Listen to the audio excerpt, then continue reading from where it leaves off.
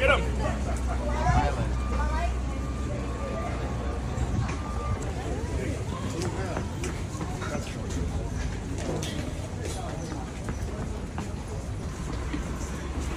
Why are you here, bitch? Leave him alone! Why are you here? You're not even American! Lock Trump up! Lock him up! You flag bitch, lock him up! Out of the streets! Out of the streets! Cash bail! Cash bail for the Russian spy! Look at the Russian spy! Look at the Russian spy! Lock them all up! They working for Putin! Lock them up, police! Hot cash bail!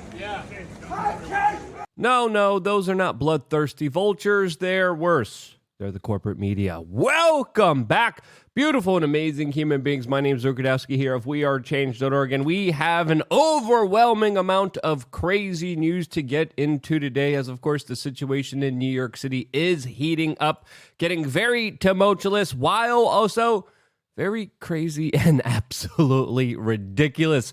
Tensions are flaring. What's happening here? What's the bigger perspective? What's the bigger picture here that we should really be focusing on? Well, we're going to be talking about that, plus a lot more, all here on this independent media broadcast. If you like the shirt that I'm wearing, you could get it on thebestpoliticalshirts.com. And the clip that we played in the beginning of this broadcast was shared by Roz Alert on Twitter, and we're going to be making sure that we link to their YouTube channel and other social media down in the description below to give them full attribution for this crazy scene of the media scurry around Congressman George Santos, as of course the resurgence of Donald Trump news is very good for the corporate media that absolutely loves talking about him in any particular instance that they can. Again, great video footage documenting the craziness in New York City by Roz Alert. Again, I'm going to make sure I follow them as well, as it looks like the craziness in New York City is just beginning. All of this, as there is a lot of very key, important international news that I think is worth getting into before we talk about our main topic of discussion today. And that, of course, is as officially today, Finland became a member of NATO, doubling the military alliance borders around Russia.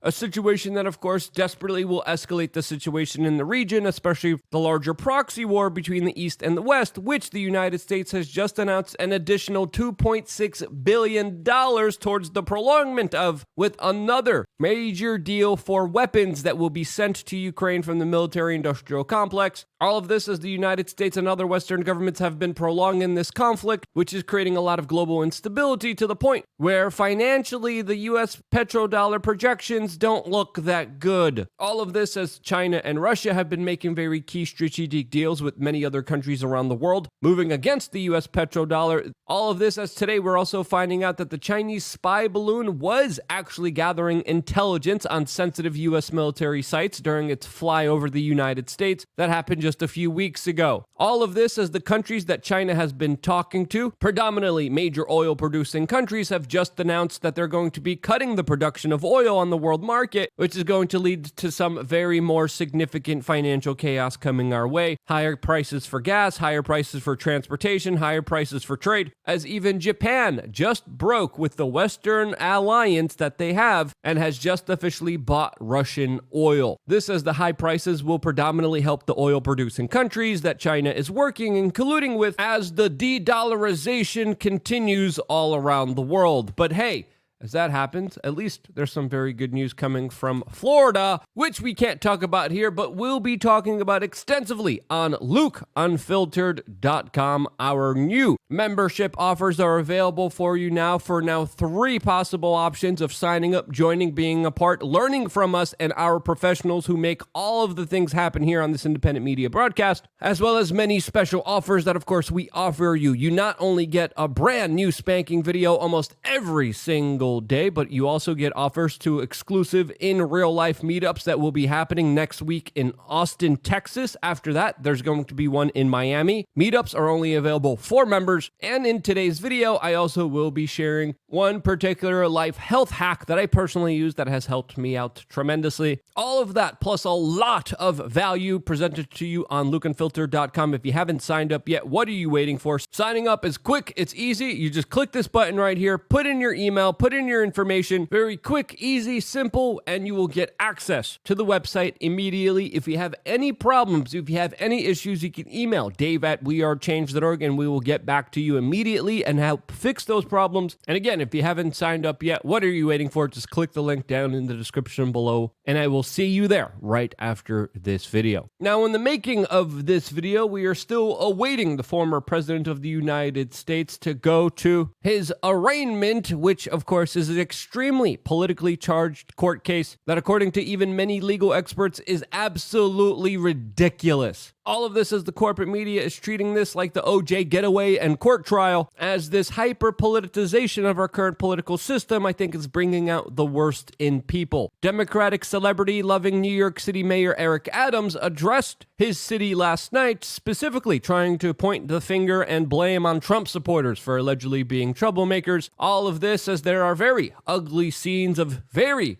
crazy people heckling, arguing, pushing, and shoving each other, breaking out throughout the streets of New York City right now, specifically with a lot of unhinged, mentally ill individuals getting most of the spotlight. One particular video showing Fox News getting heckled and kicked out of the area by, of course, left-wing protesters. Another Trump supporter trying to rip down a sign from leftists. A corporate media sound guy grabbing someone and shoving him. And who could forget a lady painting herself all white, talking about some crazy racial epithets, as I think it's fair to say the insanity is just beginning. It's like peak Facebook boomer post, but in real life, this as the former president of the United States is expected to actually address this crowd before and after being arraigned, as his lawyers just put in a motion to move this specific trial to Staten Island, as of course I think it's fair to say that with a Manhattan jury, with a judge whose daughter worked for Kamala Harris, that the likelihood of having a fair trial is very low for the former president of the United States, since of course the jury pool will be from Manhattan, a part of New York City that only voted 1% for Republicans. And I think the ability to get a fair court hearing here, especially with what already a lot of people are calling trumped up charges, is going to be very difficult here, as of course the politicization of this country has hit an all-time record high, with almost every aspect of our society being dominated by politics. All of this as already information is leaking about the 34 felony counts that Donald Trump is being charged with, a leak coming from the Manhattan District Attorney Office of Alvin Bragg, who Donald Trump has asked to indict himself, specifically posting on Truth Social that, quote, he must be immediately indicted himself in order to clean up his reputation. All of this as Donald Trump is being charged with 34 Class E felonies. It's also a Class E felony to leak grand jury disclosures, which clearly someone from his office did to the corporate media, specifically Yahoo News. Now, will the person who leaked this information be actually charged with the Class E felony? Probably not. Was Hillary Clinton, was Hunter Biden, was Joe Biden, was Barack Obama charged for their many key legal actions that they have committed during their political campaigns or time that they held in political office? Nope. And of course, they never will be, unless maybe Republicans somehow get in power, and most likely they're going to continue this cycle of politicizing the justice system and arresting people who are their political opponents, which is exactly what's happening here. Now, who are the clear winners throughout all of this? Well, the corporate media, because they get to talk about their favorite boogeyman that they have built up and are continuing to build up more, making him more infamous, making him more grandiose. And even though the corporate media says that they absolutely hate Donald Trump, and you could see some of that by their behavior, at the same time, we also have to understand that they almost kind of have a fetish with talking about him. I thought Charlie Skies had a very interesting Substack article about this entire situation, essentially saying that television and the corporate media has essentially learned nothing, with an article titled "Mr. Trump is ready for his close-up." And Donald Trump is raising a lot of money off of this. Some marketing strategists are talking about how his arraignment will boost his brand and turn him into the next Tupac. Yes, you heard that correctly. Congresswoman Major Taylor Greene came out and compared him to Nelson Mandela and Jesus Christ himself. Now, I think it's fair to say that the comparison to Jesus Christ is just a little bit too much there, to say the least. But what did you expect was going to happen when you unfairly prosecute someone because they represent the chief political opposition to the current party in charge? And I think it's fair to say that the outcome of this insane situation will either be two things, two possible scenarios that could unfold here that will be completely different from each other. The first being that Donald Trump is indicted, goes to trial, is arrested, and has to spend a very significant time in jail or under house arrest, and therefore destroying his entire political career. That's option one. And option two is Donald Trump prolongs this indictment. The court proceedings go on for a very long time. The court proceedings go nowhere since, of course, the charges are flimsy to begin with, and Donald Trump is made more infamous, more popular, and becomes